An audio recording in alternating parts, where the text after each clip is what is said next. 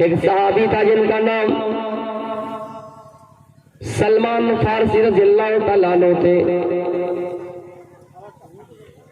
ایک مرتبہ وہ اپنے دوست کے گھر گئے، ابو دردہ کے گھر گئے. ابو دردہ کے گھر گئے تو دیکھا کہ ابو دردہ گھر میں نہیں ہے. ان کی بیوی بیٹھی ہوئی تھی. ان کی بیوی کا نام، جنہیں وہ لقب کنیت سے فیمس کیا گیا، کنیت سے مشہور کیا گیا، کنیت سے خطاب کیا گیا، ام دردہ.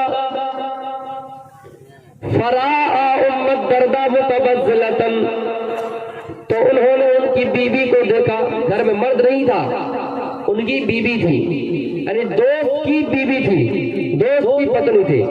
فرا ام دردہ متبذلتن، ان کی بیوی کو دیکھا،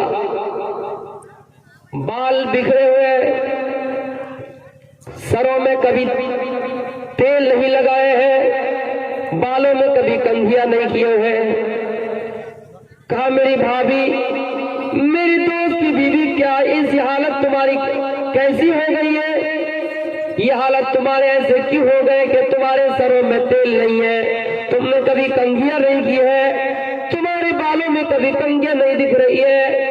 کیا بات ہے کہ تم زیب و زینت سے نہیں ہو؟ کیا بات ہے؟ ان کی بیوی نے کہا، آئے بھلا، جب سننا چاہتے ہو تو سنو. تمہارا دوست کو مجھ سے کوئی مطلب نہیں ہے، تمہارا دوست کو مجھ سے کوئی مطلب نہیں. کہا کیوں؟ کہا اس لیے کہ تمہارا دوست دن میں روزہ رکھتا ہے اور رات کو نماز پڑھتا ہے. جب میں اپنے بستر پہ بلاتی ہوں، جب میں کہتی ہوں کہ میرے پاس آؤ، مجھے آج فلاں کام ہے، تو کہتا میں روزے سے ہوں. دن میں کہتا ہے میں روزے سے ہوں، اور رات کو کیا کہتی ہے؟ کیا کہتا ہے؟ کہ تہجد کی نماز پڑھنا ہے. اچھا، اسلام میں کہیں ہے کہ زندگی بھر روزہ رکھو، پوری رات نماز پڑھو؟ اسلام میں نہیں ہے. لیکن اس زمانے میں لوگوں کا جذبہ ہوتا تھا، حالانکہ غلط ہے میرے بھائی. اور عورتیں بھی ایسے ہی کریں گی.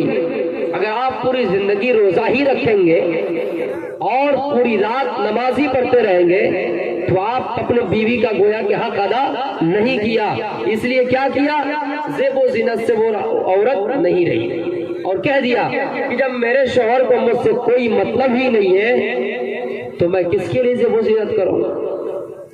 اچھا، ایسی بات ہے. اس نے تھوڑی دیر انتظار کیا اور بیٹھ گئے. فجاء ابو الدرداء، تو اتنے میں ان کا دوست ان کے گھر آئے. اپنے دوست نے کہا، میرے دوست کیا بات ہے؟ کہ پہلے کھانا کھا لی. یہ دونوں نے کھانا کھایا، پھر فجر کی نماز پڑھی. فجر کی نماز پڑھنے کے بعد اپنے دوست کو سمجھایا، او میرے دوست، جس طرح اللہ کا تمہارے اوپر حق ہے، تم نماز ادا کرتے ہو، نماز پڑھتے ہو، جس طرح اللہ کا تمہارا حق ہے تم روزہ رکھتے ہو، اسی طرح تمہاری بیوی کا بھی تم پر حق ہے. تم اپنی بیوی کا حق ادا کرو، تم اپنے بال بچوں کا حق ادا کرو، تم اپنی اولاد کا حق ادا کرو. وَإِنَّ لِعَيْنِكَ عَلَيْكَ حَقًّا، تمہاری آنکھ کا بھی تمہارے اوپر حق ہے. وَإِنَّ لِبَدَنِكَ عَلَيْكَ حَقًّا، تمہارے بدن کا بھی تمہارے اوپر حق ہے. وَإِنَّ لِجَسَدِكَ عَلَيْكَ حَقًّا، تمہارے جسم کا بھی تمہارے اوپر حق ہے، تمہارے جسم کا بھی تمہارے اوپر حق ہے. پتہ کیا چلا؟ اسلام ہی ہے کہ بیوی کا حق آپ کو بتلاتا ہے. ایسا نہیں کہ زندگی بھر روزہ ہی رکھو، پوری زندگی پوری رات نماز ہی پڑھتے رہو.